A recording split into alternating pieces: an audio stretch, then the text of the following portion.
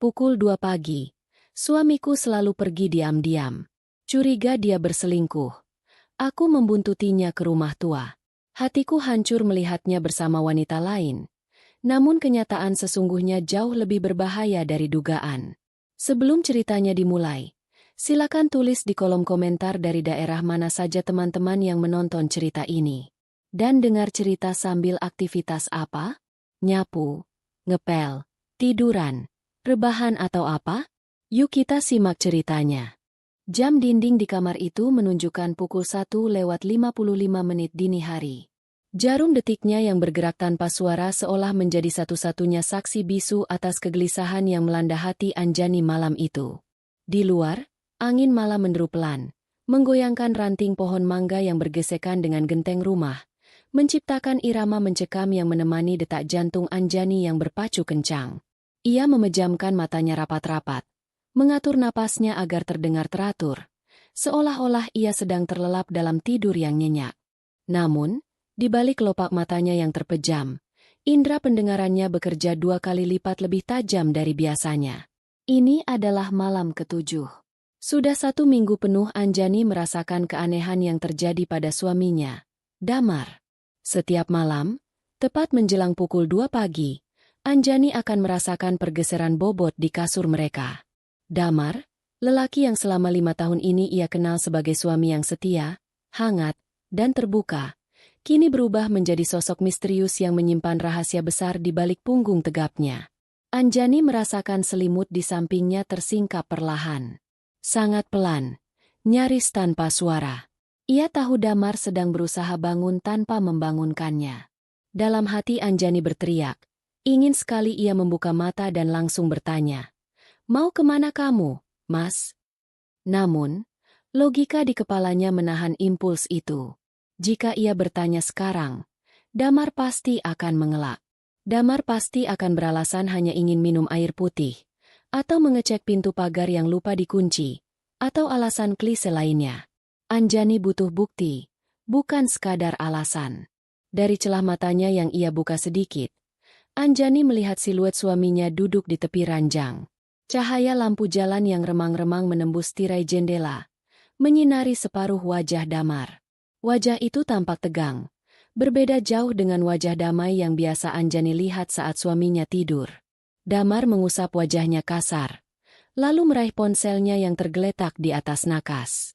Layar ponsel itu menyala sebentar, menampilkan sebuah pesan singkat. Damar membacanya dengan kening berkerut, lalu mengetikkan balasan cepat sebelum memasukkan ponsel itu ke saku celana tidurnya. Tidak, Damar tidak memakai celana tidur biasa. Anjani baru menyadari bahwa suaminya sudah mengenakan pakaian lengkap. Dalam kegelapan kamar, Anjani bisa melihat Damar mengenakan kaos hitam lengan panjang yang pas di badan dan celana kargo berwarna gelap. Pakaian itu bukan pakaian yang dikenakan orang yang hendak pergi ke dapur untuk minum air. Itu adalah pakaian seseorang yang hendak pergi jauh, atau melakukan sesuatu yang membutuhkan ketangkasan. Damar berdiri, langkah kakinya begitu ringan seolah ia tidak menapak di lantai keramik yang dingin. Ia berjalan menuju lemari pakaian, mengambil sebuah jaket hitam yang memang sering ia pakai, lalu mengenakannya dengan cekatan. Setiap gerakan Damar terlihat taktis dan terburu-buru, namun tetap sangat hati-hati agar tidak menimbulkan gaduh. Anjani meremas sprei di bawah selimutnya. Rasa sakit mulai menjalar di dadanya. Perasaan dikhianati itu muncul begitu saja.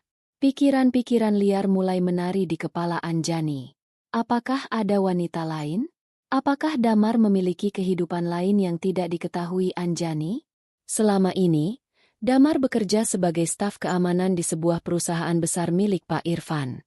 Damar bilang pekerjaannya hanya mengawasi CCTV dan melakukan patroli keliling gedung. Pekerjaan yang membosankan dan rutin. Tapi melihat gelagat Damar malam ini, rasanya tidak mungkin ia hanya pergi untuk mengecek CCTV. Jam kerja Damar adalah dari pagi hingga sore, bukan dini hari seperti ini. Suara klik pelan terdengar saat Damar membuka pintu kamar. Angin dingin dari ruang tengah menyusup masuk, membelai kulit wajah Anjani. Damar sempat menoleh ke belakang, menatap tubuh istrinya yang terbaring membelakangi pintu. Ada tatapan bersalah di sana, Tatapan yang syarat dengan beban berat. Namun Anjani tidak melihatnya karena ia kembali memejamkan mata rapat-rapat, berpura-pura masih terbuai mimpi. Setelah pintu kamar tertutup kembali, barulah Anjani membuka matanya lebar-lebar. Air mata yang sejak tadi ia tahan akhirnya menetes membasahi bantal. Ia mendengar langkah kaki Damar menjauh, menuju pintu depan. Terdengar suara kunci diputar. Lalu suara pintu dibuka dan ditutup kembali. Hening sejenak, sebelum akhirnya terdengar suara mesin motor yang dinyalakan di halaman depan. Bukan motor besar yang biasa dipakai Damar bekerja, melainkan motor tua milik almarhum ayah Damar yang jarang dipakai karena suaranya yang halus dan tidak bising. Anjani bangkit dari tempat tidur, menyibakkan selimut dengan kasar. Ia berjalan tertatih menuju jendela, menyibakkan tirai sedikit untuk mengintip keluar. Di sana, di bawah sorot lampu jalan yang kuning pudar, ia melihat Damar melajukan motornya membelah kegelapan malam, meninggalkan rumah yang seharusnya menjadi tempat istirahatnya. "Mas Damar, apa yang sebenarnya kamu sembunyikan?" bisik Anjani lirih. Suaranya gemetar menahan tangis. Malam itu, Anjani tidak bisa kembali tidur. Ia duduk memeluk lutut di atas ranjang yang kini terasa sangat luas dan dingin tanpa kehadiran Damar. Berbagai spekulasi buruk menghantuinya. Bayangan Damar bertemu dengan wanita lain terus berputar di kepalanya seperti kaset rusak. Anjani mengingat kembali tingkah laku Damar seminggu terakhir. Ponsel yang selalu dibawa ke kamar mandi, sering melamun saat makan malam, dan tatapan mata yang seringkali kosong. Semua tanda-tanda itu mengarah pada satu kesimpulan klise yang paling ditakuti oleh setiap istri, perselingkuhan. Namun, ada bagian kecil di hati Anjani yang menolak percaya. Damar adalah pria yang baik. Ia rajin beribadah, hormat pada orang tua, dan sangat menyayangi Anjani. Tidak pernah sekalipun Damar berkata kasar atau bertindak main tangan. Mungkinkah pria sebaik itu tega menduakan istrinya? Tapi jika bukan selingkuh, lalu apa? Apakah Damar terlibat masalah hukum, hutang piutang, atau judi? Ketidaktahuan ini membunuh Anjani perlahan-lahan. Jam dinding terus berdetak. Pukul 3. Pukul 4. Menjelang subuh, Anjani mendengar suara motor itu kembali. Ia buru-buru menghapus air matanya, membetulkan letak bantal, dan kembali berbaring. Ia harus berpura-pura tidak tahu apa-apa. Ia belum siap untuk konfrontasi. Ia belum punya bukti. Ia harus tahu kemana suaminya pergi sebelum menuduh yang tidak-tidak. Pintu depan terdengar dibuka kembali. Langkah kaki Damar terdengar berat saat masuk ke dalam rumah. Ia tidak langsung masuk ke kamar, melainkan menuju kamar mandi. Terdengar suara air gemericik. Damar sedang membersihkan diri. Cukup lama Damar berada di kamar mandi, sebelum akhirnya masuk kembali ke kamar tidur dengan aroma sabun yang segar. Namun Anjani masih bisa mencium bau lain yang samar. Bau keringat, debu jalanan, dan sedikit bau anyir seperti besi berkarat. Damar naik ke atas kasur, memeluk Anjani dari belakang. Tubuhnya terasa dingin. Anjani menahan napas, berusaha agar tubuhnya tidak kaku dalam pelukan itu. "Maafkan aku, Anjani," bisik Damar sangat pelan, nyaris tak terdengar. Suaranya terdengar lelah dan penuh penyesalan. Ucapan maaf itu justru membuat hati Anjani semakin hancur. Maaf untuk apa? Maaf karena telah berkhianat? Tekad Anjani sudah bulat. Besok malam, ia tidak akan tinggal diam. Ia akan membuntuti Damar. Ia akan mencari tahu kebenaran itu, meskipun kebenaran itu mungkin akan menghancurkan hatinya berkeping-keping. Siang hari berlalu dengan sangat lambat bagi Anjani. Ia melakukan aktivitas rumah tangga seperti biasa, mencuci, memasak, membersihkan rumah, namun pikirannya melayang entah kemana. Saat Damar pulang kerja sore harinya, Anjani berusaha bersikap senormal mungkin. Ia menyambut suaminya dengan senyum, menyiapkan teh hangat, dan mendengarkan cerita Damar tentang pekerjaan kantor yang membosankan. Anjani merasa muak mendengar kebohongan itu, namun ia menahannya. Ia sedang memainkan peran sebagai istri yang tidak tahu apa-apa, sementara di dalam kepalanya, ia sedang menyusun rencana pengintaian. Malam pun tiba. Suasana makan malam terasa canggung bagi Anjani, meski Damar tampak tidak menyadarinya. Pria itu makan dengan lahap, sesekali memuji masakan Anjani. Sayur asem buatanmu memang juara, Dek, puji Damar sambil tersenyum. Senyum yang dulu selalu membuat hati Anjani meleleh, kini terasa seperti topeng. Makasih, Mas. Makan yang banyak ya, biar kuat kerjanya, jawab Anjani, menyelipkan sindiran halus yang tentu saja tidak dipahami oleh Damar. Pukul 9 malam, mereka masuk ke kamar. Anjani sengaja mematikan lampu lebih awal, beralasan sakit kepala dan ingin tidur cepat. Damar tampak prihatin dan memijat kepala Anjani sebentar sebelum ikut berbaring. Istirahatlah, sayang. Jangan terlalu capek, ucap Damar lembut. Anjani hanya mengangguk dalam gelap. Ia menunggu napas Damar terdengar teratur. Menunggu waktu yang tepat untuk memulai aksinya. 1 jam berlalu. 2 jam. 3 jam.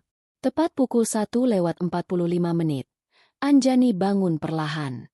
Kali ini ia mendahului Damar. Ia menyelinap keluar kamar dengan gerakan seringan kapas, membawa serta pakaian ganti yang sudah ia siapkan di balik tumpukan cucian bersih di ruang setrika. Anjani berganti pakaian di kamar mandi tamu. Ia mengenakan celana jeans gelap, jaket hoodie berwarna biru dongker, dan masker hitam. Ia juga menyambar kunci motor metik miliknya yang tergantung di dekat kulkas. Setelah siap, Anjani keluar dari pintu belakang, lalu mendorong motor matiknya perlahan hingga ke jalan raya depan kompleks agar suaranya tidak terdengar oleh Damar. Ia menyembunyikan motornya di balik pos ronda yang kebetulan kosong. Lalu ia sendiri bersembunyi di balik pagar tanaman tetangga yang rimbun, mengawasi gerbang rumahnya sendiri. Jantungnya berdegup kencang, campuran antara rasa takut ketahuan dan adrenalin yang memuncak. Nyamuk-nyamuk kebun mulai menggigiti lengannya, tapi Anjani tidak peduli. Matanya terpaku pada pintu rumahnya. Pukul 2 dini hari. Prediksi Anjani tepat. Pintu pagar rumahnya terbuka pelan.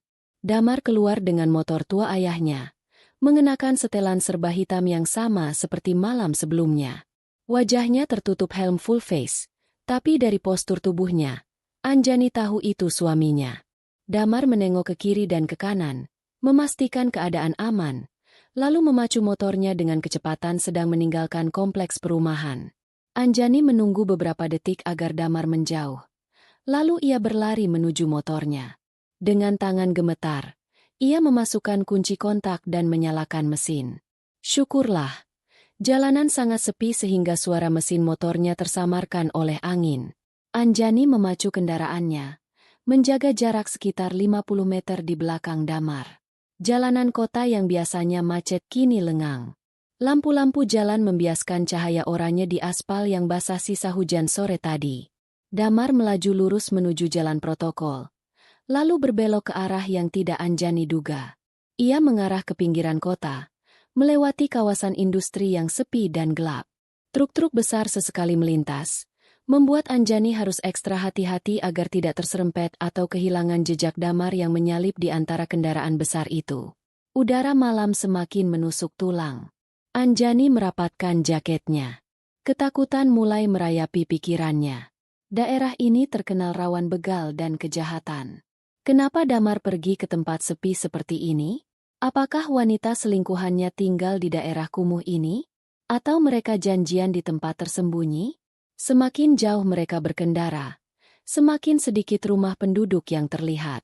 Pemandangan berganti menjadi tanah-tanah kosong yang ditumbuhi ilalang tinggi dan bangunan-bangunan pabrik yang sudah tidak beroperasi. Damar tiba-tiba membelokkan motornya masuk ke sebuah jalan tanah berbatu yang diapit oleh pepohonan besar. Anjani sempat ragu. Jalan itu gelap gulita, tanpa penerangan sama sekali. Hanya sorot lampu motor Damar yang terlihat membelah kegelapan di depan sana. Ya Tuhan, lindungi aku, doa Anjani dalam hati. Dengan sisa keberanian yang ia miliki, ia membelokkan setang motornya mengikuti jejak Damar. Namun ia mematikan lampu utama motornya agar tidak ketahuan. Ia hanya mengandalkan sisa bias cahaya dari motor Damar yang jauh di depan dan cahaya bulan yang sesekali muncul dari balik awan. Motor Damar terus melaju hingga akhirnya berhenti di depan sebuah gerbang besi tua yang sudah berkarat. Di balik gerbang itu, berdiri sebuah rumah tua bergaya Belanda yang tampak menyeramkan. Cat dindingnya sudah mengelupas, gentengnya banyak yang melorot, dan tanaman liar merambat hingga ke atap. Namun, ada satu hal yang menarik perhatian Anjani. Di salah satu jendela di lantai bawah, terlihat cahaya lampu yang redup. Ada kehidupan di dalam rumah hantu itu. Damar turun dari motor, membuka gembok gerbang dengan kunci yang ia bawa sendiri, lalu memasukkan motornya ke halaman. Ia menutup gerbang itu kembali, tapi tidak menggemboknya, seolah memberi akses cepat jika harus keluar mendadak. Damar kemudian berjalan cepat menuju pintu depan rumah tua itu, mengetuk dengan pola tertentu, 3 kali cepat, 2 kali lambat, lalu pintu terbuka. Seseorang dari dalam membukakannya. Namun Anjani tidak bisa melihat siapa orang itu karena tertutup tubuh tegap Damar. Setelah Damar masuk dan pintu tertutup kembali, suasana kembali hening dan mencekam. Suara jangkrik dan kodok bersahutan, menambah kesan angker tempat itu. Anjani memarkirkan motornya di balik semak-semak yang cukup jauh dari gerbang, lalu berjalan mengendap-endap mendekati rumah tua tersebut. Kakinya terasa lemas menginjak rerumputan basah. Rasa takut akan hantu bercampur aduk dengan rasa takut akan kenyataan pahit yang mungkin sebentar lagi akan ia hadapi. Pikiran Anjani sudah sangat kacau. Rumah tua di tengah antah berantah. Tempat yang sempurna untuk menyembunyikan gundik. Batin Anjani sinis. Air matanya kembali menggenang. Ia membayangkan di dalam sana Damar sedang memeluk wanita lain. Tertawa bahagia di atas penderitaan Anjani yang kedinginan di luar sini. Anjani sampai di dinding samping rumah. Ia meraba dinding yang dingin dan kasar itu, mencari celah untuk mengintip. Ia menemukan sebuah ventilasi udara yang posisinya agak rendah, namun tertutup kawat nyamuk yang sudah robek sebagian. Dengan hati-hati, Anjani memanjat tumpukan bata bekas yang ada di bawah ventilasi itu untuk mendapatkan pandangan ke dalam. Apa yang dilihatnya di dalam sana membuat napasnya tercekat. Ruangan itu tampak tua dan berdebu. Namun ada sebuah sofa lusuh di tengah ruangan dan sebuah meja kayu. Di atas meja, terdapat beberapa bungkus makanan cepat saji dan botol air mineral. Dan di sana, duduk seorang wanita muda. Wanita itu masih sangat muda, mungkin baru berusia awal 20-an. Wajahnya cantik, kulitnya putih bersih. Sangat kontras dengan lingkungan kumuh di sekitarnya. Rambutnya panjang terurai berantakan. Ia mengenakan piyama tidur yang dilapisi jaket tebal. Wajah gadis itu tampak sembab. Matanya bengkak seperti habis menangis lama. Dan Damar. Anjani melihat suaminya berlutut di depan wanita itu. Damar tidak sedang memeluk atau mencumbu wanita itu seperti yang ditakutkan Anjani. Damar justru terlihat sedang memeriksa pergelangan kaki wanita itu yang tampak memar. Damar mengeluarkan sebuah kotak P3K, mengambil salep, dan mengoleskannya dengan sangat hati-hati. Gerakan Damar lembut, penuh perhatian, persis seperti saat Damar merawat Anjani ketika sakit. Wanita muda itu meringis pelan. Damar mendongak, mengatakan sesuatu yang membuat wanita itu mengangguk lemah. Lalu Damar mengambil sebotol air mineral, membuka tutupnya, dan menyodorkannya pada wanita itu. Minumlah, Karina. Kamu harus kuat. Ucap Damar samar-samar terdengar oleh Anjani dari balik ventilasi. Karina? Siapa Karina? Nama itu asing di telinga Anjani. Tapi melihat kedekatan dan perhatian yang diberikan Damar, hati Anjani tetap saja terbakar. Tidak peduli wanita itu sakit atau tidak. Fakta bahwa suaminya merawat wanita lain di tempat tersembunyi jam 2 pagi adalah bukti yang tak terbantahkan. Dasar pembohong, desis Anjani. Emosi menguasai logikanya. Ia tidak lagi peduli dengan keselamatan atau kehati-hatian. Rasa sakit hati karena merasa dikhianati membuat darahnya mendidih. Ia turun dari tumpukan bata, berjalan menuju pintu depan dengan langkah lebar dan penuh amarah. Ia tidak akan pulang sebelum melabrak mereka berdua. Ia akan meminta penjelasan sekarang juga, detik ini juga. Tanpa memikirkan risiko apa yang ada di balik pintu itu, Anjani bersiap untuk mendobrak masuk ke dalam kehidupan rahasia suaminya. Tangan Anjani gemetar hebat saat menyentuh gagang pintu kayu yang terasa kasar dan dingin itu. Kayu pintu tersebut sudah lapuk dimakan usia. Dengan cat putih yang mengelupas di sana-sini, menampakkan serat kayu berwarna kelabu yang tampak menyedihkan. Udara di sekitarnya terasa lembab dan berbau tanah basah. Namun bagi Anjani, satu-satunya hal yang bisa ia cium saat ini adalah aroma pengkhianatan yang begitu menyengat. Jantungnya berdetak begitu kencang, menghantam rongga dadanya dengan ritme yang menyakitkan, seolah ingin meledak keluar. Setiap detak itu membawa gelombang rasa mual yang naik hingga ke tenggorokan. Di balik pintu ini, ada kebenaran yang selama ini ditutupi oleh suaminya. Di balik dinding rapuh ini, ada jawaban atas semua kegelisahan yang menghantui tidurnya selama 1 minggu terakhir. Anjani menarik napas panjang, berusaha mengisi paru-parunya yang terasa sesak. Ia tahu, begitu ia memutar gagang pintu ini dan melangkah masuk, hidupnya tidak akan pernah sama lagi. Pernikahan yang ia bangun selama 5 tahun dengan penuh cinta, kesabaran, dan kepercayaan, kini berada di ujung tanduk, siap untuk hancur berkeping-keping. "Tuhan, kuatkan aku," bisiknya lirih. Suaranya tercekat di tenggorokan. Dengan gerakan kasar yang didorong oleh amarah, Anjani menekan gagang pintu itu ke bawah. Tidak terkunci. Pintu itu terbuka dengan suara derit engsel berkarat yang memilukan, memecah kesunyian malam di tempat terpencil itu. Suara itu terdengar seperti jeritan panjang, seolah rumah tua itu sendiri sedang memperingatkan Anjani untuk tidak masuk. Namun, Anjani sudah tidak peduli. Ia mendorong daun pintu itu hingga terbuka lebar, membiarkan angin malam ikut menerobos masuk bersamanya. Langkah kakinya terdengar berat saat menginjak lantai ubin yang tertutup debu tebal. Cahaya remang-remang yang berasal dari ruangan tengah menjadi penunjuk arahnya. Ia berjalan menyusuri lorong pendek yang gelap. Matanya tertuju lurus ke depan, ke arah sumber cahaya itu. Bayangan 2 orang manusia terpantul di dinding lorong yang kusam, bayangan yang bergerak-gerak, menciptakan siluet yang membuat darah Anjani mendidih. Ia sampai di ambang pintu ruangan tengah.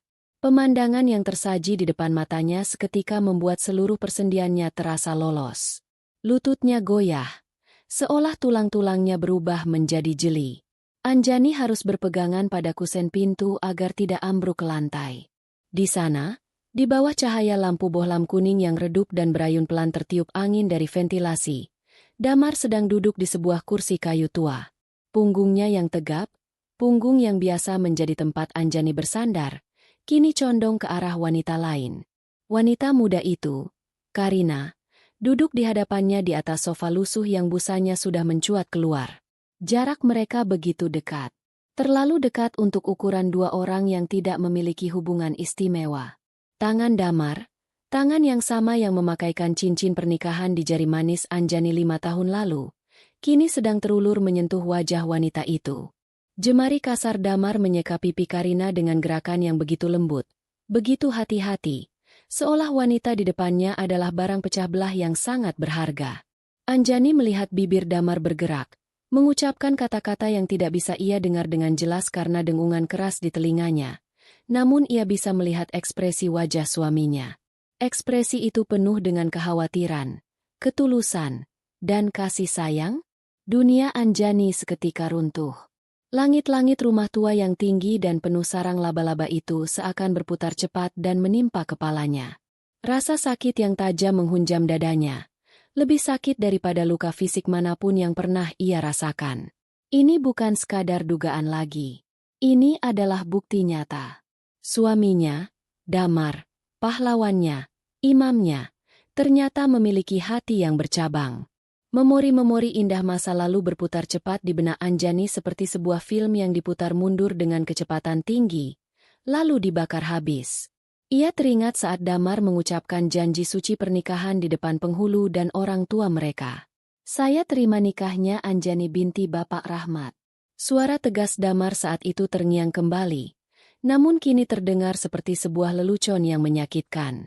Ia teringat bagaimana Damar selalu memeluknya saat ia menangis karena merindukan almarhumah ibunya. Ia teringat tawa mereka saat memasak bersama di dapur sempit kontrakan lama mereka. Semua kenangan itu kini terasa palsu. Semuanya bohong. Kenapa? Mas? Batin Anjani menjerit. Kurang apa aku? Apa karena aku belum bisa memberimu keturunan?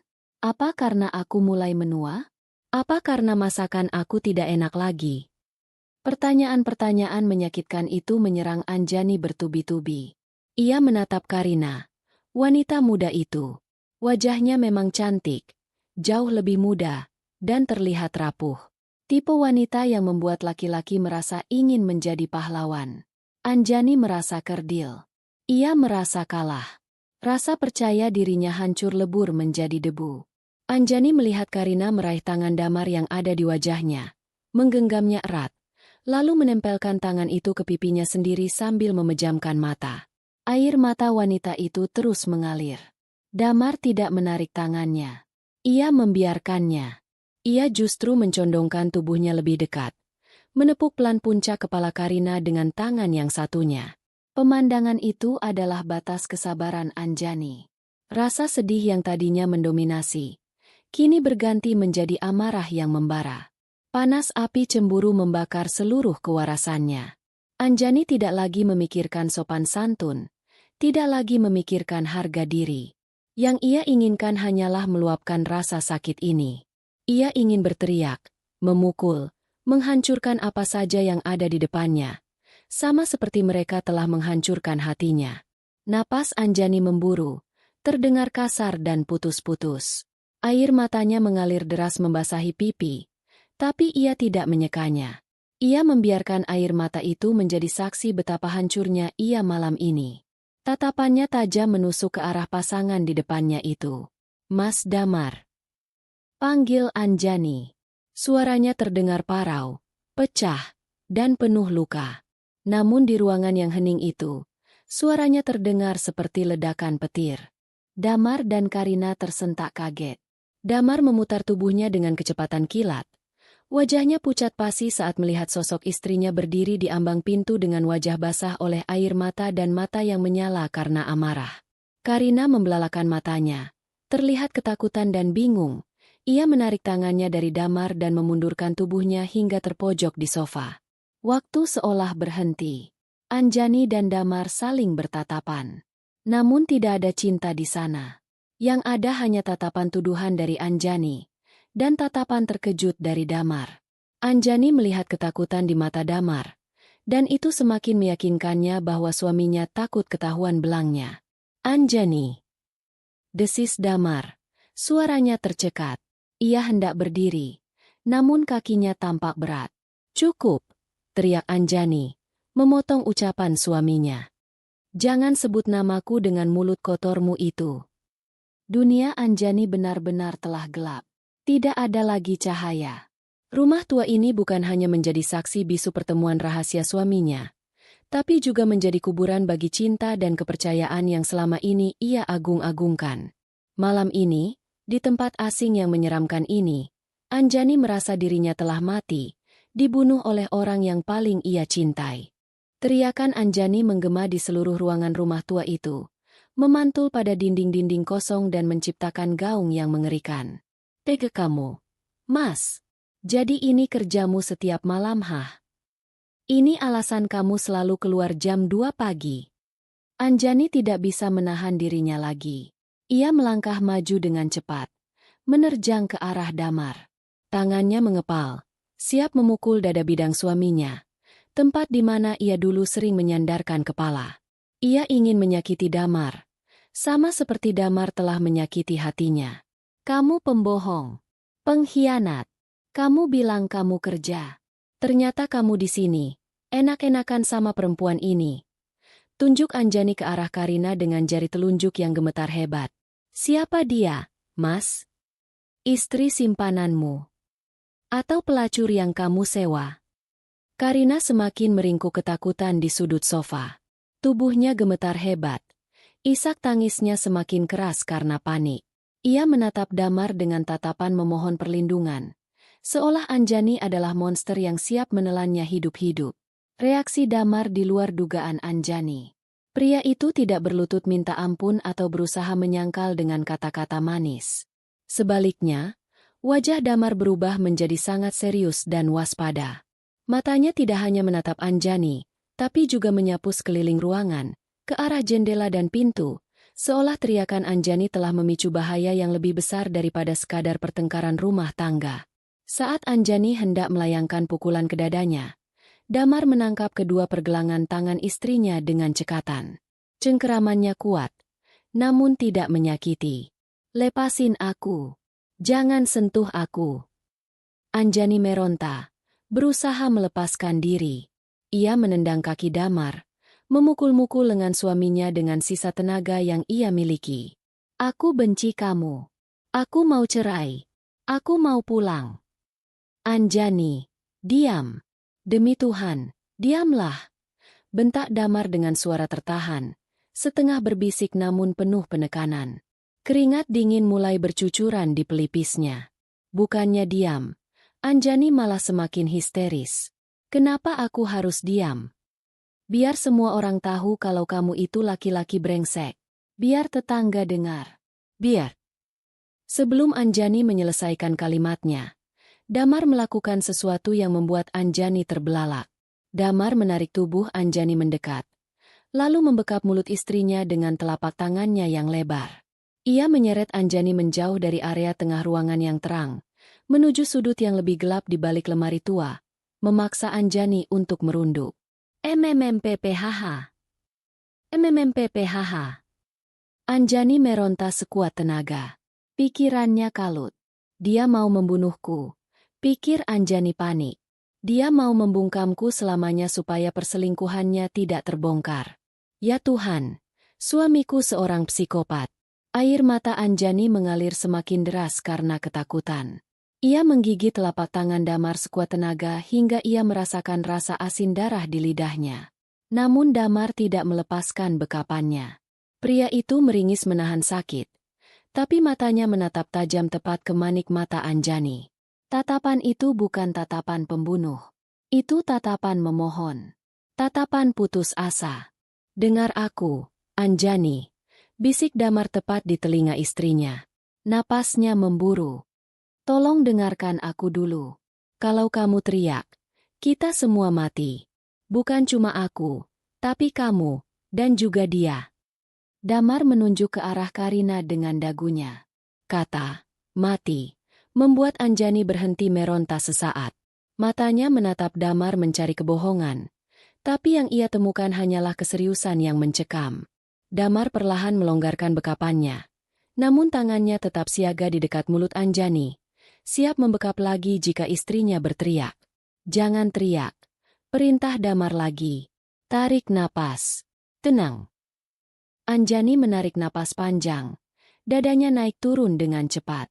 Ia menepis tangan Damar dengan kasar. "Jelaskan," desisnya tajam. Suaranya bergetar menahan amarah dan tangis. "Kalau penjelasanmu tidak masuk akal, aku akan teriak sekeras-kerasnya." Damar menghela napas lega, meski ketegangan masih terlihat jelas di wajahnya. Ia menoleh ke arah Karina yang masih menangis tanpa suara. "Karina, mendekat sini. Jangan di tempat terang," perintah Damar tegas. Gadis muda itu merangkak turun dari sofa dan mendekat ke arah mereka. Duduk bersimpuh di lantai yang kotor di samping Damar. Wajahnya sembab, matanya bengkak. Kini Anjani bisa melihatnya lebih jelas. Di balik jaket tebal yang dikenakannya, terlihat ada bercak darah kering di ujung lengan bajunya. Di leher gadis itu, ada bekas merah seperti jejak cengkeraman tangan. "Anjani, kenalkan. Ini Karina," ucap Damar pelan. "Dia bukan selingkuhanku. Dia bukan istri simpananku. Dia putri tunggal Pak Irfan, bos CEO tempatku bekerja." Anjani terdiam. Otaknya berusaha mencerna informasi itu. "Pak Irfan? Pemilik perusahaan raksasa itu?" Anjani menatap Karina lagi. Wajah gadis itu memang tampak familiar. Ia pernah melihatnya sekilas di majalah bisnis yang kadang dibawa pulang Damar. Tapi kenapa putri seorang konglomerat ada di rumah hantu seperti ini bersama suaminya jam 2 pagi? Lalu, kenapa kalian di sini? Kenapa sembunyi-sembunyi? Kenapa harus jam 2 pagi? Cecar Anjani. Rasa curiganya belum sepenuhnya hilang. "Jangan ngarang cerita, Mas." "Aku nggak ngarang, Dek. jawab Damar frustrasi. Ia menatap ke arah jendela yang tertutup rapat dengan papan kayu. 3 hari yang lalu, ada upaya penculikan terhadap Karina saat dia pulang kuliah. Supirnya tewas ditembak. Aku yang saat itu sedang tugas patroli di dekat lokasi berhasil menyelamatkannya. Tapi pelakunya bukan penjahat biasa. Mereka pembunuh bayaran profesional, disewa oleh saingan bisnis Pak Irfan. Anjani menutup mulutnya dengan tangan. Matanya membelalak tak percaya. Cerita ini terdengar seperti film aksi yang sering ditonton Damar. Terlalu gila untuk menjadi kenyataan. Polisi? Kenapa nggak lapor polisi? Tanya Anjani. Ada tikus di kepolisian. Informasi bocor. Setiap kali kami coba pindahkan Karina lewat jalur resmi, mereka selalu tahu. Jelas Damar cepat. Pak Irfan memintaku secara pribadi. Dia percaya padaku karena aku orang lama dan tidak punya kepentingan politik di perusahaan. Dia minta aku menyembunyikan Karina di tempat yang tidak terdaftar di aset perusahaan, tempat yang tidak ada dalam radar digital siapapun, sampai tim khususnya Pak Irfan bisa membereskan tikus itu dan menangkap dalangnya. Karina yang sejak tadi diam akhirnya bersuara. Suaranya serak dan gemetar. Mbak Anjani, tolong jangan marah sama Mas Damar. Ucapnya sambil terisak. Ia meraih tangan Anjani dengan ragu. Tangan gadis itu dingin sekali. Sedingin es.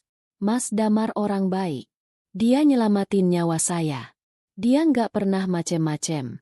Dia cuma ngobatin luka saya karena saya jatuh waktu lari dari kejaran mereka kemarin. Karina menyingsingkan lengan celana panjangnya, memperlihatkan luka goresan panjang yang sudah diperban seadanya dan memar ungu yang mengerikan di pergelangan kakinya.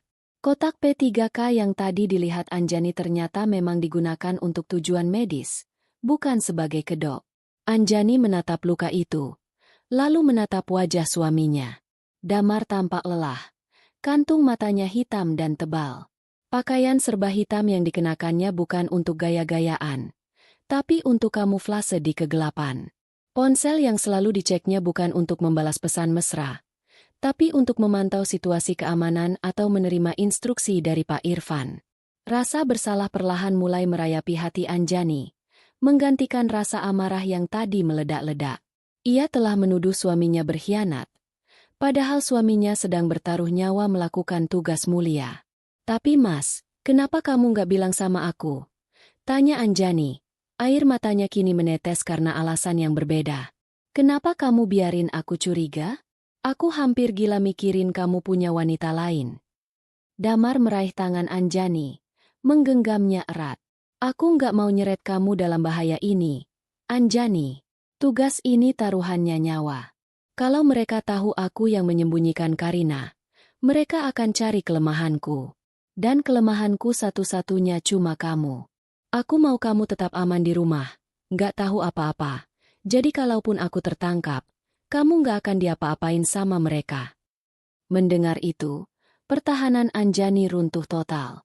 Ia memeluk suaminya erat-erat, membenamkan wajahnya di dada bidang yang bau keringat dan debu itu. Maafin aku, Mas. Maafin aku. Isaknya. Aku bodoh. Aku nggak tahu. Damar membalas pelukan itu, mengelus punggung istrinya. SSTT. Udah, nggak apa-apa. Wajar kamu curiga. Aku yang salah karena nggak bisa ngasih rasa aman ke kamu. Suasana haru itu hanya berlangsung beberapa detik. Tiba-tiba, Damar menegang. Ia melepaskan pelukan Anjani dan mengangkat tangannya, memberi isyarat untuk diam. Matanya menatap tajam ke arah pintu depan. Kalian dengar itu?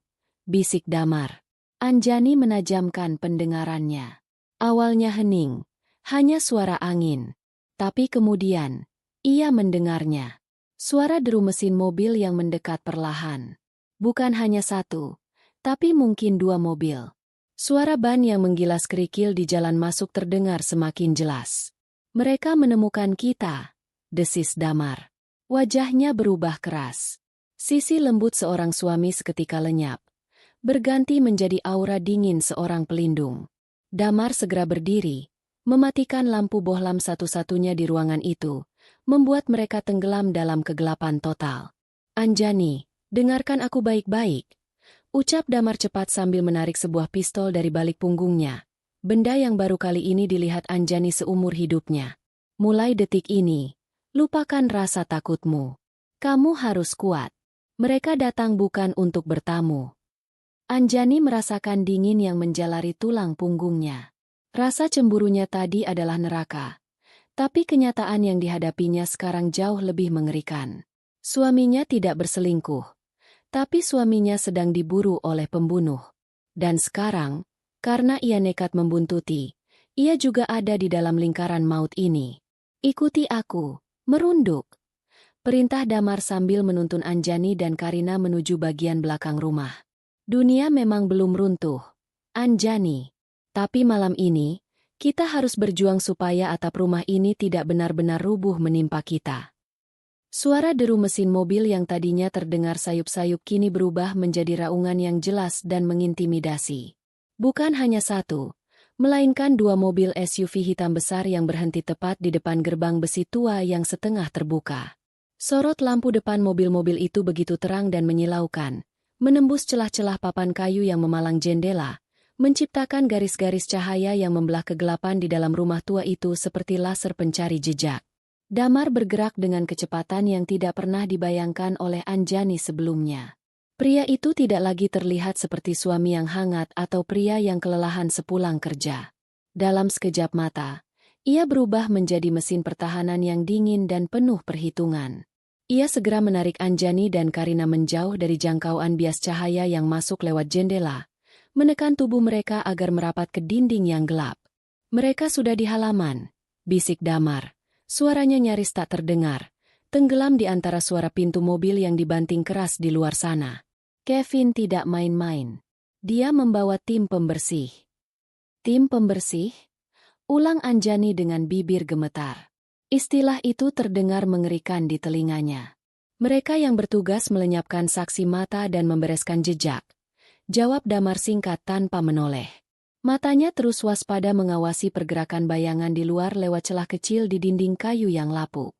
Dengar, kita tidak punya banyak waktu. Anjani, kamu harus kuat. Karina sedang syok. Dia butuh kamu untuk memimpinnya saat aku tidak ada di samping kalian. Anjani menatap Karina yang kini menggigil hebat sambil memeluk lututnya sendiri. Gadis itu tampak seperti anak kecil yang tersesat di tengah mimpi buruk. Rasa cemburu yang tadi membakar hati Anjani kini telah menguap sepenuhnya, digantikan oleh naluri bertahan hidup dan rasa kasihan. Bagaimana mungkin ia tadi berpikir gadis semalang ini adalah pelakor yang hendak merebut suaminya? Kita mau kemana, Mas? Kita terkepung, tanya Anjani, berusaha menekan rasa paniknya. Ke bawah, jawab Damar sambil menunjuk ke arah sudut ruangan di dekat dapur tua. Rumah zaman Belanda ini punya ruang penyimpanan bawah tanah untuk logistik. Pintunya tersembunyi di bawah lantai kayu di sana. Aku sudah membersihkannya sedikit kemarin untuk situasi darurat seperti ini. Tanpa membuang waktu, Damar menuntun mereka berdua menuju dapur.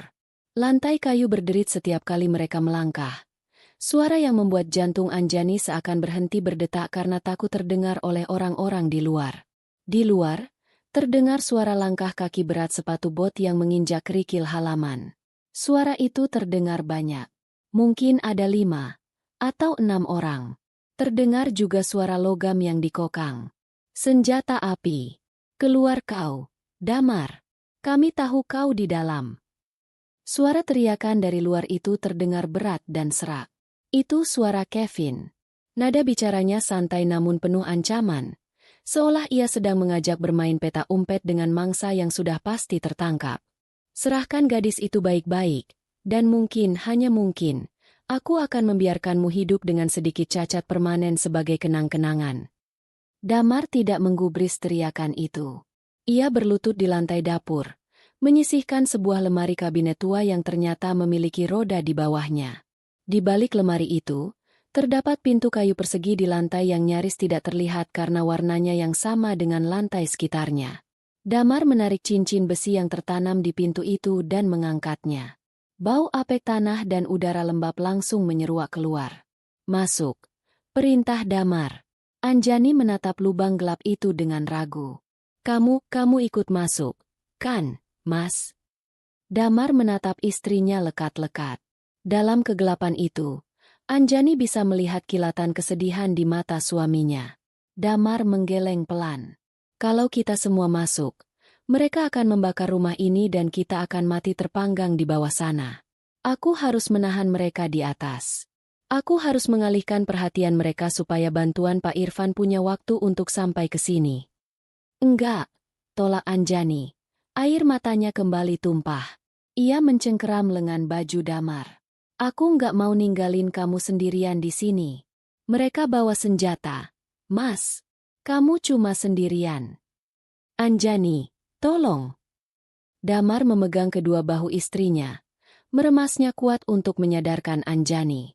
Kamu istriku. Kelemahan sekaligus kekuatanku.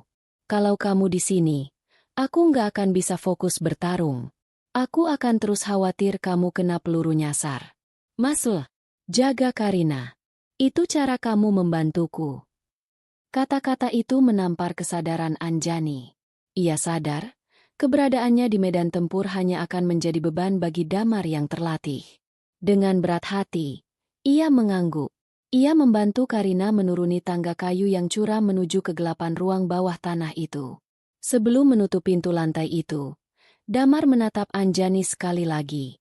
Ia membungkuk, mencium kening istrinya dengan cepat namun penuh perasaan.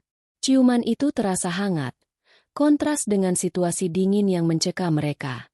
Apapun yang terjadi, jangan keluar sampai aku yang mengetuk pintu ini. Kodenya sama seperti tadi, 3 kali cepat, 2 kali lambat. Kalau bukan ketukan itu, jangan dibuka. Mengerti? Mas, hati-hati. Bisik Anjani, suaranya pecah.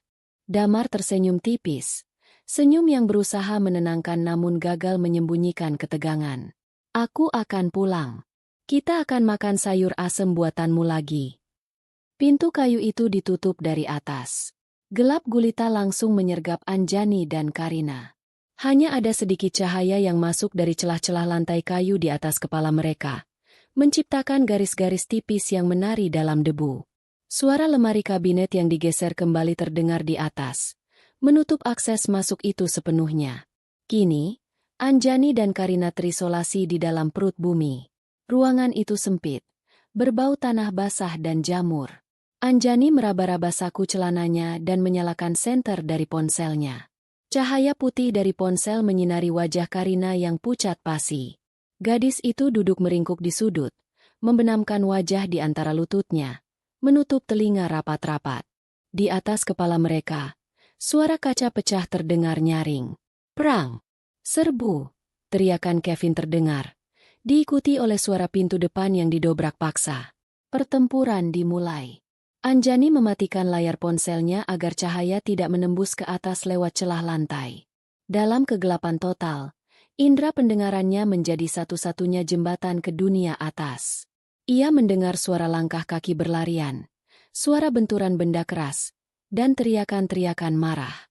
Ia membayangkan suaminya di sana, seorang diri melawan segerombolan penjahat bayaran yang tidak kenal ampun. Setiap kali terdengar suara buk, suara pukulan yang menghantam daging, tubuh Anjani tersentak. Ia berdoa dalam hati, berharap itu suara kepalan tangan Damar yang menghantam wajah penjahat, bukan sebaliknya. Mbak, aku takut. Isak Karina lirih. Anjani merangkak mendekati gadis itu dalam gelap, lalu memeluknya. Ia merasakan tubuh kurus Karina gemetar hebat. Aneh rasanya, beberapa jam lalu ia ingin sekali menyerang gadis ini, tapi sekarang ia justru menjadi pelindungnya. SSTT, tenang. Mas Damar kuat. Dia orang paling kuat yang pernah Mbak kenal. Anjani berusaha terdengar yakin, meski hatinya sendiri dirubung ketakutan yang luar biasa. Di atas, suara tembakan terdengar. Dor! Jantung Anjani seakan berhenti. Tembakan itu terdengar begitu dekat. Ia menahan napas, menunggu suara tubuh jatuh atau erangan kesakitan. Hening sejenak. Lalu terdengar suara Damar berteriak marah, diikuti suara benda berat yang dibanting. Anjani mengembuskan napas lega. Suaminya masih hidup. Suaminya masih berjuang. Namun, Situasi di atas semakin kacau. Jumlah musuh terlalu banyak. Anjani bisa mendengar suara Damar yang mulai terdesak. Langkah kaki semakin banyak memenuhi ruang tengah, mengepung posisi di mana Anjani memperkirakan Damar berada. Cari di seluruh ruangan. Jangan sampai ada yang lolos. Perintah Kevin terdengar menggelegar di atas sana. Buka setiap lemari. Periksa kolong tempat tidur. Gadis itu pasti disembunyikan di sini. Anjani mempererat pelukannya pada Karina. Mereka sedang diburu. Dan hanya selembar lantai kayu tua yang memisahkan mereka dari para pembunuh itu. Suara keributan di lantai atas semakin menjadi-jadi. Suara perabot yang dibanting, kursi yang patah, dan teriakan-teriakan kesakitan silih berganti memenuhi udara malam. Damar bertarung seperti singa yang terpojok. Dari suara langkah kakinya yang berpindah-pindah dengan cepat, Anjani tahu suaminya sedang memanfaatkan penguasaan medan untuk mengimbangi jumlah musuh. Damar memancing mereka ke lorong sempit, menghindari kepungan, dan melumpuhkan mereka satu persatu. Namun, stamina manusia ada batasnya. Anjani mendengar napas Damar yang semakin berat dan kasar. Terdengar jelas karena posisi perkelahian kini berada tepat di atas dapur, tepat di atas kepala mereka. Dia ada di dapur. Kepung dia! Teriak salah satu anak buah Kevin. Anjani menutup mulutnya dengan tangan, menahan jeritan. Debu-debu dari langit-langit berjatuhan menimpa rambut mereka setiap kali ada benturan keras di lantai atas. Anjani bisa membayangkan suaminya kini sedang dikeroyok. Suara pukulan bertubi-tubi terdengar menyakitkan. Buk! Suara tubuh yang terbanting keras ke lantai membuat tanah di ruang bawah tanah itu bergetar. Hening sejenak. Anjani mendengar suara seseorang terbatuk-batuk dan mengerang kesakitan. Itu suara Damar. Air mata Anjani mengalir deras dalam diam. Bangun, Mas. Bangun. Batinnya menjerit. Habisi dia. Tapi jangan bunuh dulu. Aku mau dia melihat saat kita menemukan putri bosnya. Suara Kevin terdengar mendekat, disertai bunyi langkah sepatu yang santai namun mengerikan. Tiba-tiba, perhatian Anjani teralihkan. Di tengah kekacauan suara di atas, telinganya menangkap suara lain yang lebih dekat. Suara krek pelan dari arah pintu masuk ruang bawah tanah. Seseorang sedang mencoba menggeser lemari kabinet yang menutupi pintu rahasia itu. Darah Anjani berdesir hebat. Jantungnya memacu adrenalin ke seluruh tubuhnya. Rupanya, saat perkelahian terjadi, ada satu anak buah Kevin yang cukup jeli untuk memeriksa dapur dengan teliti. Mungkin dia melihat goresan di lantai bekas lemari digeser, atau mungkin hanya sekadar keberuntungan iblis. Lemari itu bergeser perlahan. Cahaya senter menembus masuk lewat celah pintu lantai yang kini sedikit terbuka. "Bos, di sini ada pintu rahasia," teriak orang itu dari atas. "Bagus. Periksa. Sisanya tahan si Damar ini," balas Kevin. Anjani panik. Ia menatap sekeliling ruangan sempit itu mencari senjata. Tidak ada apa-apa selain tumpukan karung beras tua yang sudah dimakan tikus dan beberapa botol kosong. Matanya tertumbuk pada sebuah balok kayu bekas penyangga rak yang tergeletak di sudut ruangan. Balok kayu jati tua, berat dan keras. Tanpa pikir panjang, Anjani melepaskan pelukannya dari Karina. Mundur ke pojok paling gelap.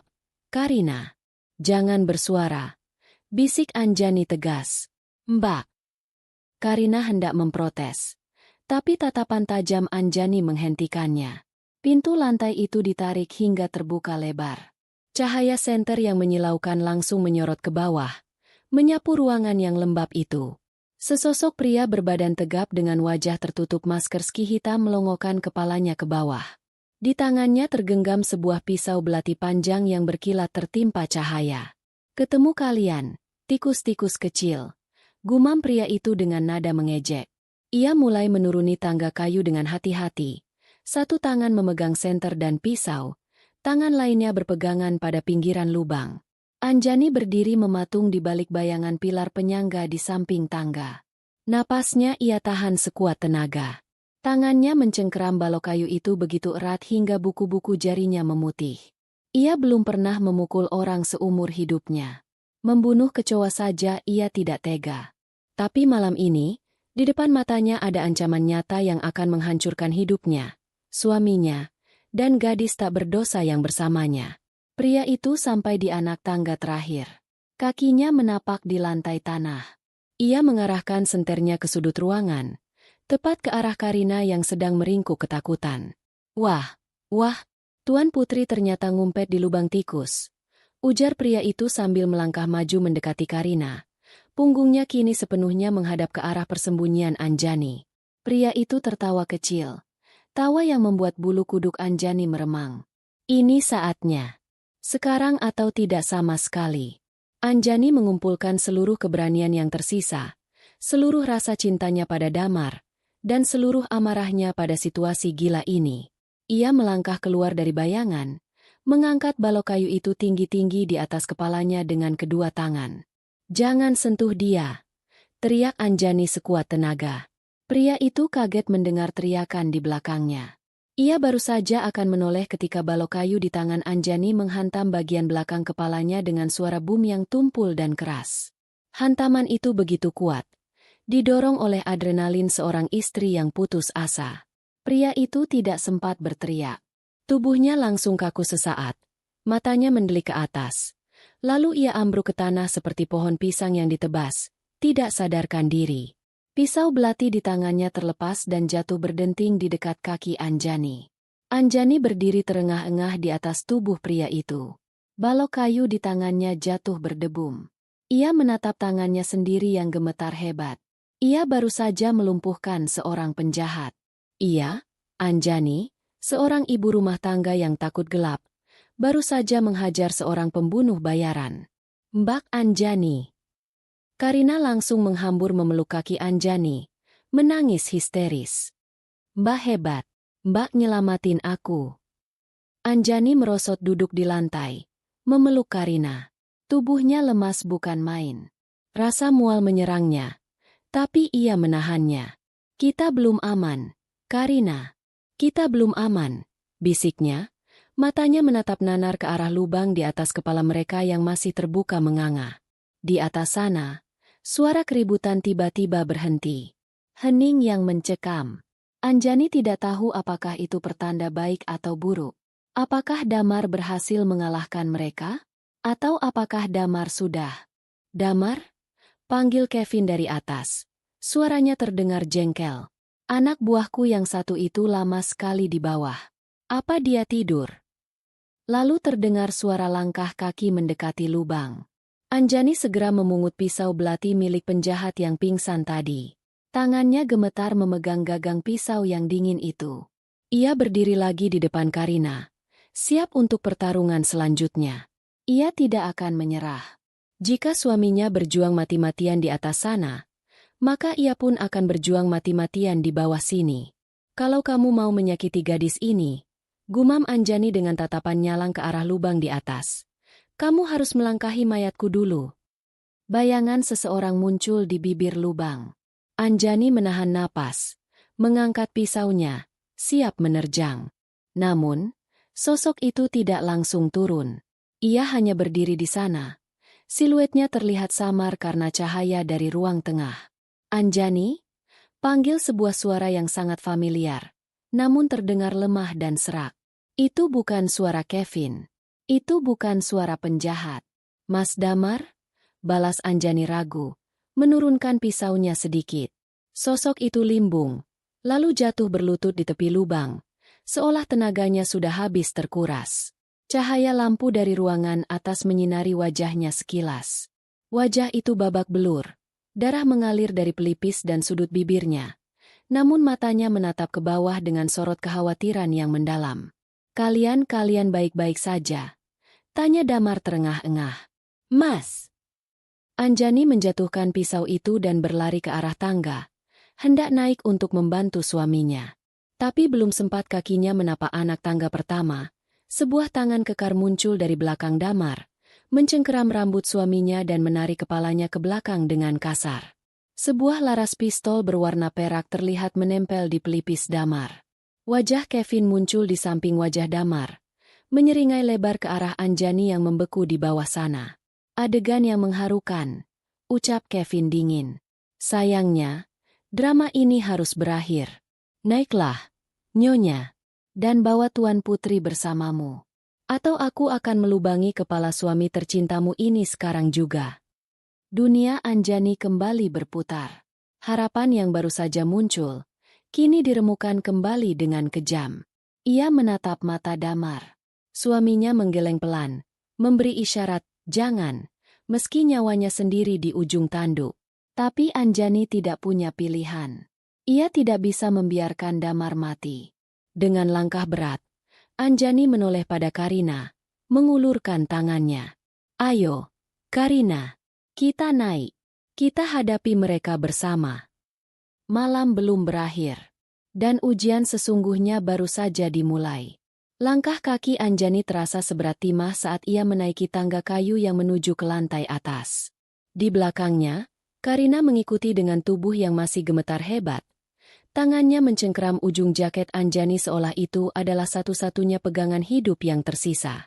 Setiap derit anak tangga yang mereka injak terdengar seperti hitungan mundur menuju kiamat. Udara di sekitar mereka terasa semakin sesak, dipenuhi oleh debu, bau keringat, dan aroma logam darah yang kini semakin menyengat indera penciuman. Ketika kepala Anjani menyembul dari lubang lantai, pemandangan yang menyambutnya membuat ulu hatinya terasa nyeri. Ruangan tengah rumah tua itu kini tampak seperti kapal pecah. Kursi-kursi terbalik, kaca jendela pecah berserakan di lantai, dan di tengah kekacauan itu, suaminya, Damar, sedang berlutut tak berdaya. Wajah Damar yang biasanya bersih dan tampan kini nyaris tak dikenali. Darah segar mengalir dari pelipis kirinya, menetes melewati pipi dan membasahi kerah baju hitamnya yang sudah robek di beberapa bagian. Bibirnya pecah, dan lebam ungu mulai terlihat jelas di sekitar tulang pipinya. Namun, meski dalam kondisi babak belur seperti itu, sorot mata Damar tetap tajam, menatap lurus ke arah Kevin yang berdiri di sampingnya dengan senyum penuh kemenangan. Kevin, pria yang menjadi dalang dari semua kekacauan ini, tampak begitu menikmati momen tersebut. Ia mengenakan setelan jas mahal yang kini tertutup debu, kontras dengan lingkungan kumuh di sekitarnya. Di tangannya, sebuah pistol berwarna perak berkilau di bawah cahaya lampu bohlam yang berayun-ayun. Ujung laras pistol itu ditekan kuat ke pelipis Damar, membuat kepala suaminya sedikit miring ke samping. Selamat bergabung di pesta kecil kita, Nyonya.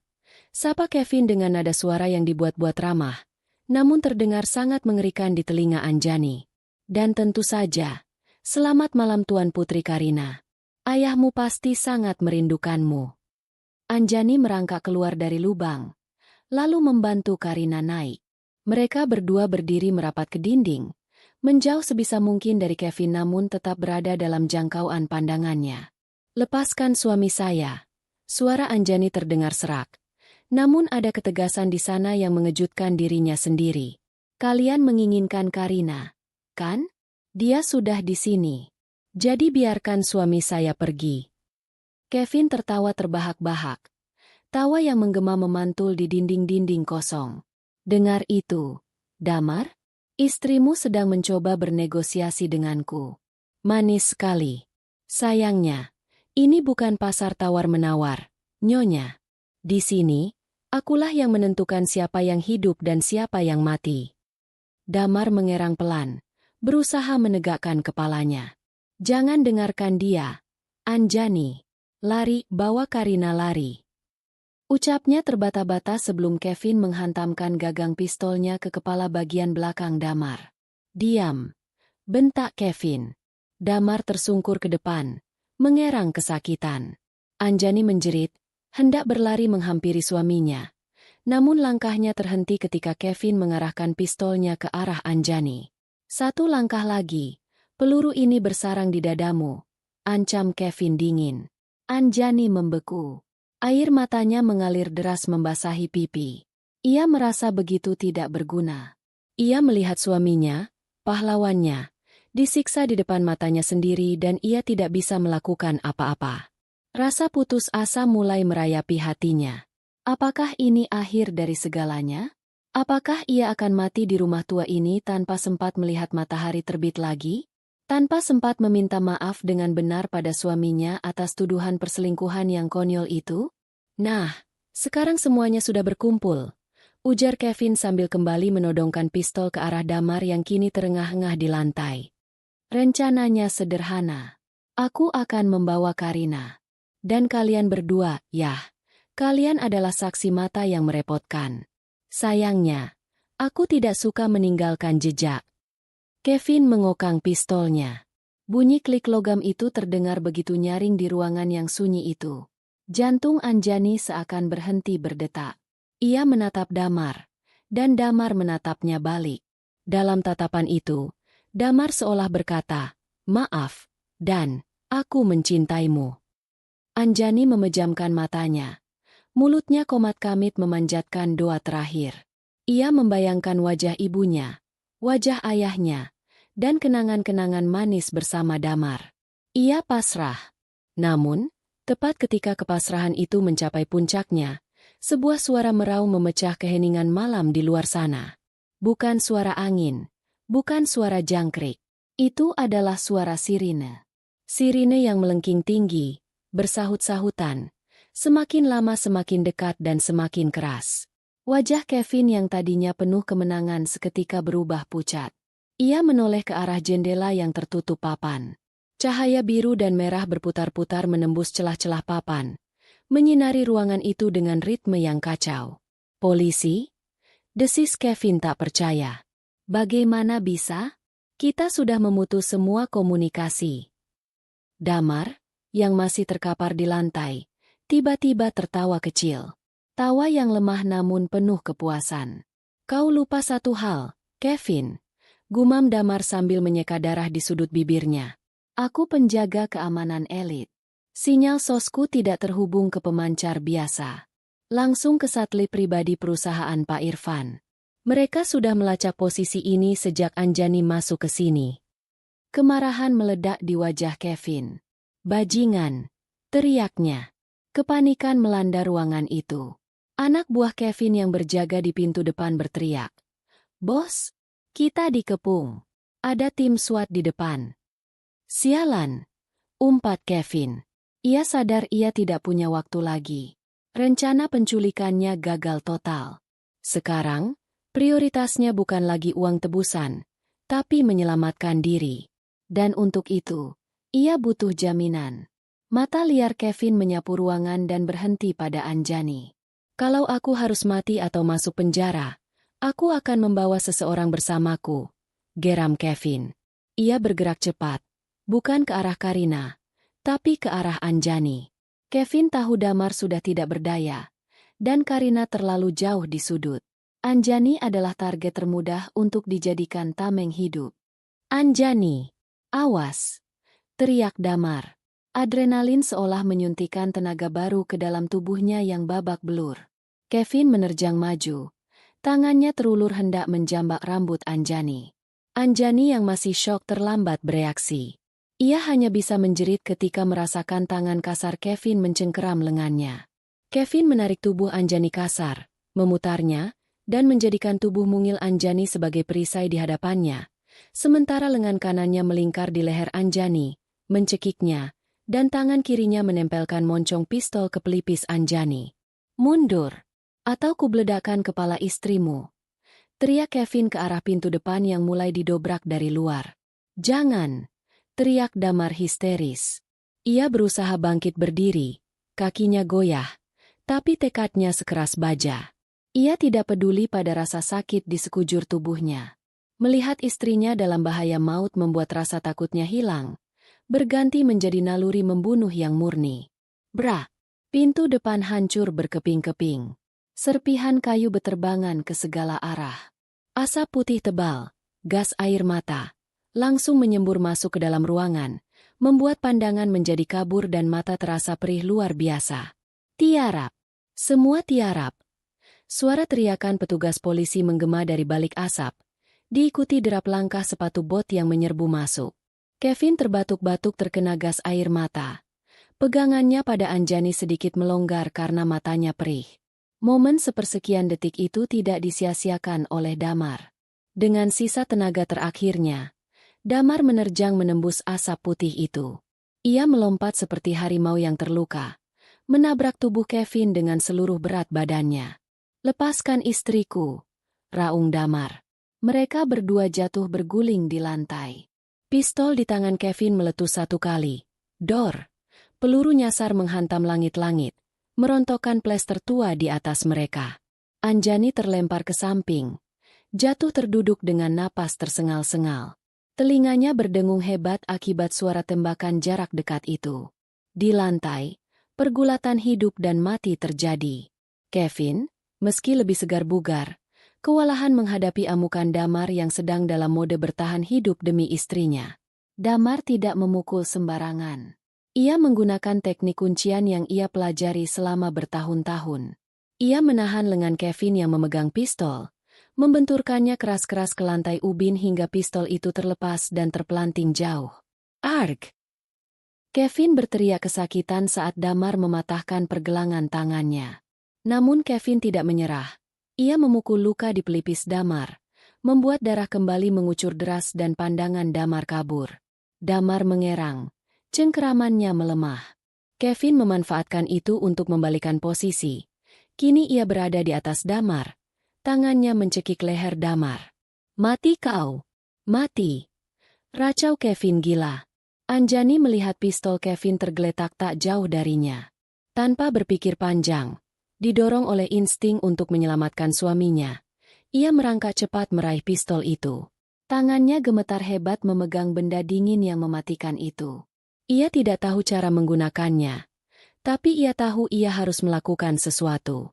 Anjani mengangkat pistol itu dengan kedua tangan, mengarahkannya ke arah Kevin, tapi ia ragu. Takut pelurunya mengenai Damar. "Lepaskan dia!" teriak Anjani histeris. Sebelum Anjani sempat menarik pelatuk, atau sebelum Kevin sempat membunuh Damar, dua orang petugas berseragam lengkap dengan rompi anti peluru muncul dari balik asap. Mereka bergerak cepat dan efisien. Satu petugas menendang tubuh Kevin hingga terpental dari atas tubuh Damar. Sementara petugas lainnya langsung menodongkan senapan serbu ke wajah Kevin yang kini tersungkur di lantai. "Jangan bergerak. Tangan di belakang kepala," bentak petugas itu. Kevin, menyadari bahwa ia sudah kalah telak, perlahan mengangkat tangannya yang patah dengan wajah meringis kesakitan. Petugas lain segera memborgolnya, menekannya ke lantai dengan kasar. Ruangan itu seketika penuh sesak oleh polisi. Anjani menjatuhkan pistol yang dipegangnya, lalu merangkak cepat menghampiri Damar yang terbaring diam di lantai dengan napas tersengal-sengal. "Mas! Mas Damar!" panggil Anjani sambil mengangkat kepala suaminya ke pangkuannya. Air matanya menetes membasahi wajah Damar yang penuh darah. Damar membuka matanya perlahan. Satu matanya bengkak nyaris tertutup. Ia melihat wajah istrinya yang menangis, lalu tersenyum tipis, sangat tipis. Tangan Damar terulur lemah, menyentuh pipi Anjani, mengusap air mata itu. "Kamu selamat," bisik Damar lirih. "Aku selamat, Mas. Karina selamat. Kita semua selamat," isak Anjani, memeluk kepala suaminya erat-erat. "Kamu bodoh. Kamu nekat banget. Demi kamu apa saja," jawab Damar sebelum akhirnya kesadarannya menghilang. Tubuhnya lemas di pelukan Anjani. Kelelahan fisik dan kehilangan banyak darah akhirnya menumbangkan pertahanannya. "Medis! Kami butuh medis di sini. Cepat!" teriak salah satu komandan polisi yang melihat kondisi Damar. Tim paramedis dengan rompi oranye segera masuk membawa tandu. Mereka dengan cekatan memeriksa kondisi Damar, memasang penyangga leher, dan menaikkannya ke atas tandu. Dia kehilangan banyak darah, tapi denyut nadinya masih ada. "Kita harus segera membawanya ke rumah sakit," teriak petugas medis itu. Anjani berdiri dengan kaki gemetar, hendak mengikuti tandu suaminya, ketika ia merasakan sebuah tangan kecil memegang lengannya. Ia menoleh. Itu Karina. Gadis itu juga menangis. Wajahnya cemong oleh debu dan air mata. "Terima kasih, Mbak. Terima kasih banyak," ucap Karina tulus di sela tangisnya. Anjani mengangguk lemah, memeluk gadis itu sebentar. "Kamu aman sekarang, Dek. Ayahmu pasti sebentar lagi datang." Anjani kemudian berlari kecil mengejar tandu Damar yang sedang didorong keluar menuju ambulans. Fajar mulai menyingsing di ufuk timur, menyinari halaman rumah tua yang kini penuh dengan mobil polisi dan garis kuning polisi. Cahaya matahari pagi itu terasa hangat di kulit, seolah menyapu bersih dinginnya malam yang penuh teror. Mimpi buruk itu telah berakhir, namun perjuangan untuk memulihkan semuanya baru saja dimulai. Di dalam ambulans yang melaju kencang membelah jalanan pagi, Anjani menggenggam tangan Damar erat-erat, bersumpah dalam hati tidak akan pernah melepaskannya lagi.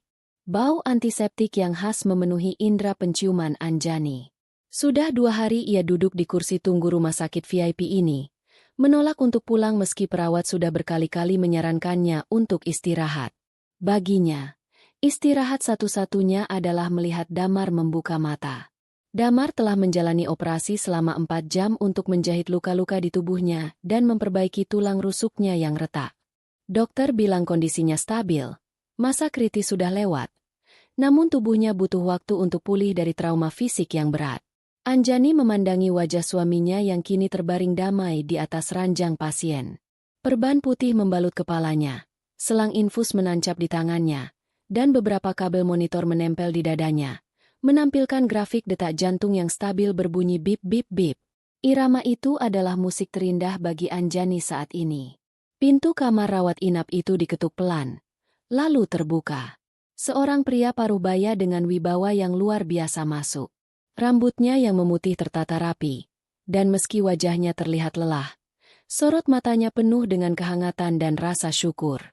Itu Pak Irfan, bos besar tempat Damar bekerja, sekaligus ayah Karina. Di belakang Pak Irfan, Karina mengekor. Gadis itu sudah terlihat jauh lebih baik. Luka-lukanya sudah diobati, dan ia mengenakan pakaian bersih yang rapi. Namun saat melihat Anjani, matanya kembali berkaca-kaca. "Selamat siang, Bu Anjani," sapa Pak Irfan lembut. Ia berjalan mendekat. Lalu tanpa ragu sedikit pun, pria yang memiliki ribuan karyawan itu membungkukkan badannya sedikit di hadapan Anjani, sebuah gestur penghormatan yang sangat dalam. Anjani buru-buru berdiri, merasa sungkan. "Pak Irfan, jangan begitu. Pak, saya malu." "Tidak, Bu Anjani. Saya yang harusnya malu dan berterima kasih sedalam-dalamnya," ucap Pak Irfan sambil menegakkan tubuhnya kembali. Ia menatap Damar yang masih belum sadar, lalu menatap Anjani. "Suami ibu adalah pahlawan. Dia menyelamatkan hidup putri saya, satu-satunya harta berharga yang saya miliki di dunia ini setelah istri saya meninggal." Pak Irfan menghela napas panjang, duduk di kursi yang ada di seberang Anjani. "Saya minta maaf karena telah melibatkan keluarga ibu dalam bahaya ini. Saya minta maaf karena Damar harus merahasiakan semuanya. Itu adalah prosedur keamanan tingkat tinggi karena kami tidak tahu siapa yang bisa dipercaya saat itu." "Saya mengerti, Pak," jawab Anjani pelan. "Awalnya saya marah. Saya kira Damar selingkuh." Karina yang berdiri di samping ayahnya tertunduk malu. "Maafin aku ya, Mbak Anjani. Gara-gara aku, Mbak jadi salah paham. Padahal Mas Damar itu setia banget. Tiap malam di tempat persembunyian, dia selalu ngomongin Mbak. Dia bilang dia kangen masakan Mbak, kangen omelan Mbak, dia bener-bener cinta mati sama Mbak." Mendengar itu, pipi Anjani merona merah. Hatinya terasa hangat. Semua keraguan yang sempat bercokol di hatinya kini benar-benar sirna tanpa sisa. "Kevin dan komplotannya sudah ditangkap semua," lanjut Pak Irfan. Suaranya berubah menjadi tegas. "Termasuk oknum polisi yang membocorkan informasi. Mereka akan membusuk di penjara untuk waktu yang sangat lama.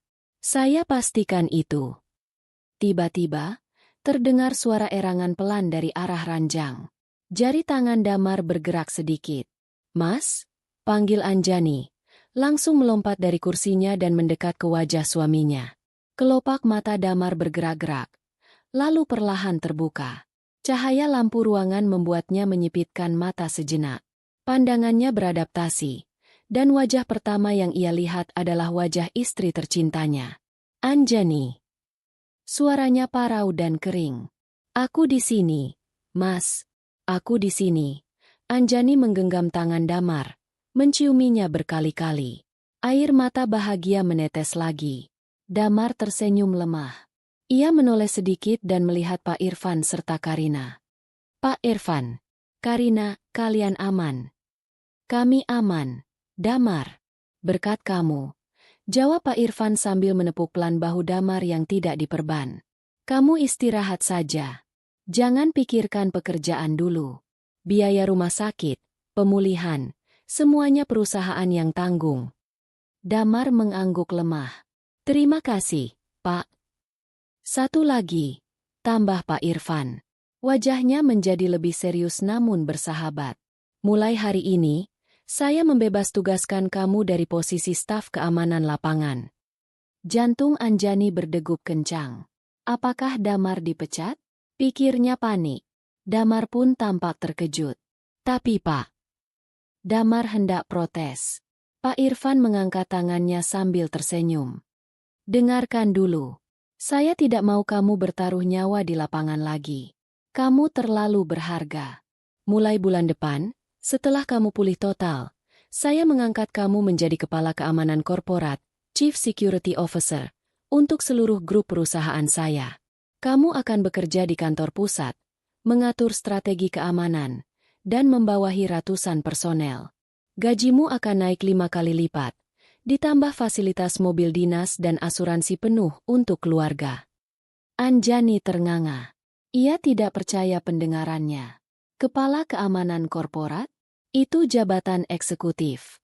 Dan yang paling penting, lanjut Pak Irfan sambil melirik Anjani sambil tersenyum jenaka. Jam kerjamu adalah jam kantor normal. Senin sampai Jumat. Jam 8 pagi sampai 5 sore. Tidak ada lagi keluyuran jam 2 pagi. Kasihan istrimu kalau harus jadi detektif dadakan lagi. Ruangan itu seketika pecah oleh tawa. Bahkan Damar tertawa meski sambil memegangi rusuknya yang nyeri. Anjani tertawa sambil menangis haru. Ini lebih dari sekadar hadiah. Ini adalah jawaban atas doa-doanya selama ini. Suaminya selamat, namanya bersih, dan kini masa depan mereka terjamin cerah. Terima kasih, Pak. Saya tidak akan mengecewakan Bapak, ucap Damar dengan mata berkaca-kaca. Saya tahu kamu tidak akan mengecewakan saya. Kamu sudah membuktikannya dengan nyawamu. Jawab Pak Irfan tulus. Sebulan kemudian, kehidupan Anjani dan Damar berubah drastis, namun tetap sederhana dalam kebahagiaan mereka. Tidak ada lagi alarm bisu pukul 2 pagi. Tidak ada lagi motor tua yang didorong diam-diam keluar pagar. Malam itu, pukul 2 pagi, Anjani terbangun karena kebiasaan lamanya. Ia menoleh ke samping. Damar ada di sana. Tidur terlelap dengan dengkuran halusnya yang menenangkan. Wajahnya sudah pulih. Hanya menyisakan sedikit bekas luka samar di pelipis yang justru membuatnya terlihat semakin gagah. Anjani tersenyum dalam gelap. Ia membetulkan selimut suaminya. Lalu mengecup pipi Damar pelan. Tidur yang nyenyak, Pak Kepala Keamanan, bisiknya. Damar menggeliat sedikit. Tangannya secara refleks mencari tubuh Anjani dan memeluknya erat dalam tidurnya. Sayang kamu, Anjani. Igau Damar pelan. Anjani menyandarkan kepalanya di dada suaminya, mendengarkan detak jantung yang kuat dan stabil itu. Rasa curiga, takut, dan marah yang pernah menghantui malam-malamnya kini telah lenyap, digantikan oleh rasa aman yang sempurna. Mereka telah melewati badai terbesar dalam pernikahan mereka, dan mereka keluar sebagai pemenang. Ternyata, rahasia jam 2 pagi itu bukan tentang pengkhianatan, melainkan tentang kesetiaan.